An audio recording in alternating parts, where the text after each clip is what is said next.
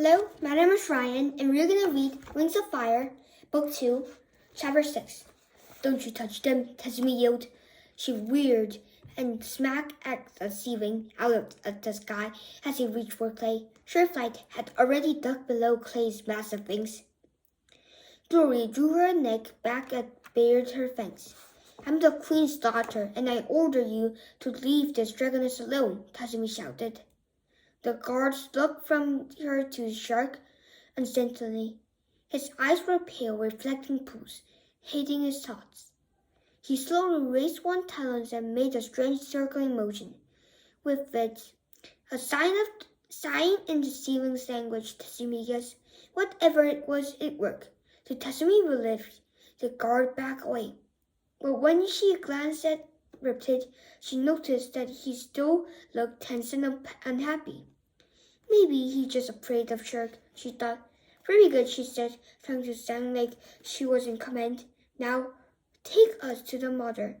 The queen conducting business at the Deep Palace, Shark said flatly. We will take you to the Summer Palace. Sign and bless your favor, wasn't it? Maybe they didn't have to meet Blaze.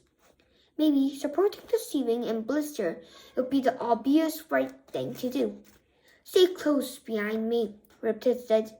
It's light of many stripes, so you can follow. And I flash them to signal you to surface at the briefing spot. Clay said. So about this banquet, any chance? Once we're in the tunnel, Riptide answered. He turned and dove for the dragon horn rocks. Tazumi flipped her tail into Clay's front talons and dove after Riptide, towing Clay behind her. Her scales tingled with excitement. Deep breath, Clay, she called.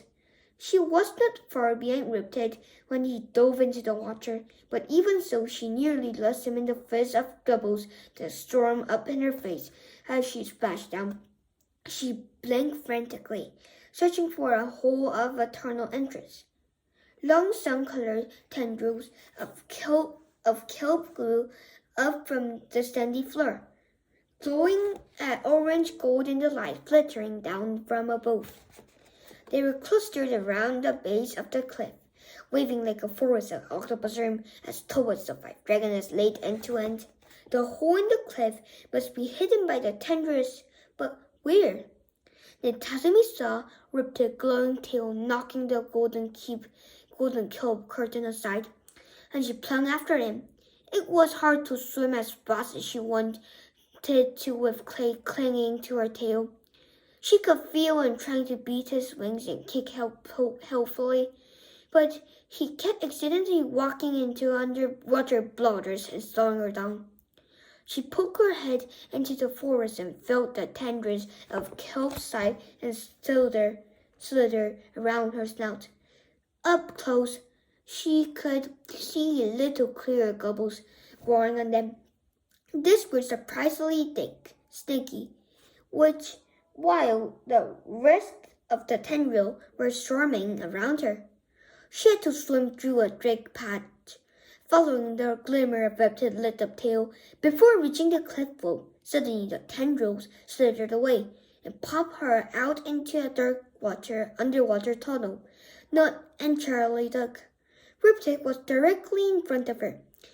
His luminescent stripes are glowing. He reached around her, guided Clay into the tunnel, and unwrapped the ceiling blindfold. Clay blinked and rubbed his talons against his eyes. They immediately turned back toward the faint sunlight, searching for the others. Glory came through next, her snout wrinkling as she pushed tendrils of her wing. Tazumi noticed that her scales had ripples of the orange-gold color crystallizing the silver that had been there before.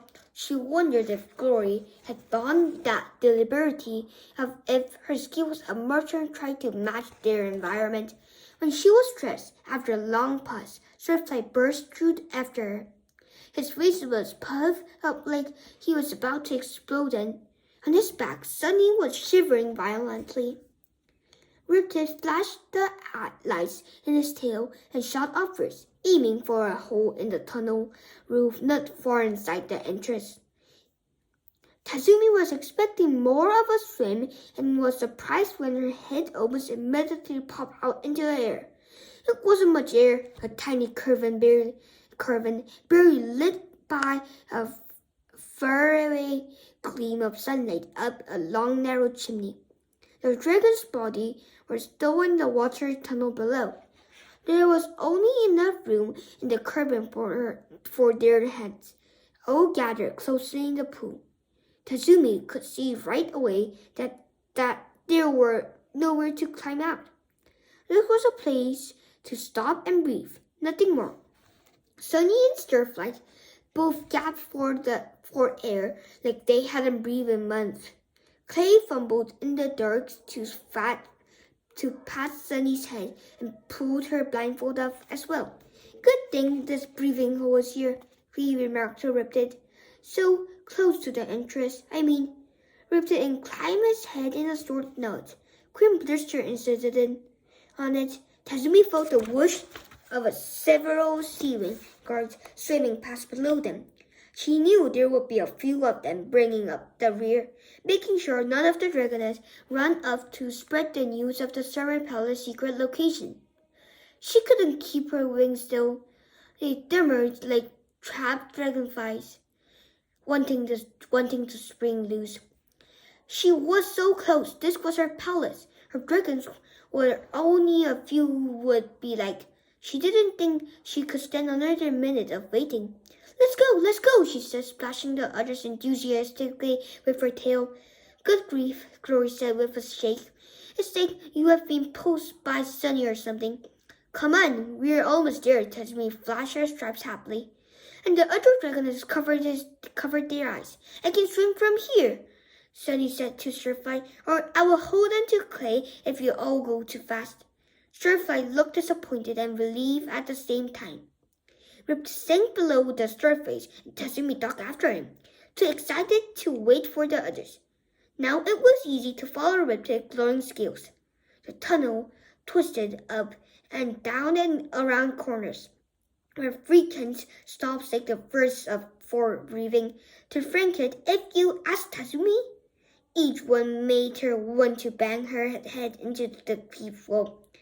She lost count after the fourth stop, but there had to be at least 10. How long was this tunnel? Then suddenly, finally, there was a light ahead.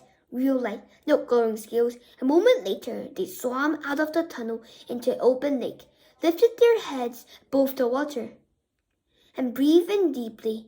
Green tint sunlight dazzled from her eyes and first. But after vision cleared, Tazumi saw dragons. Over 100 blue and green dragons surrounded them, all of them staring expectantly at Tazumi, her tribe, her dragons, her future subjects. They had reached the Starry Palace of the Sea Wing, in the heart of the Kingdom of the Sea.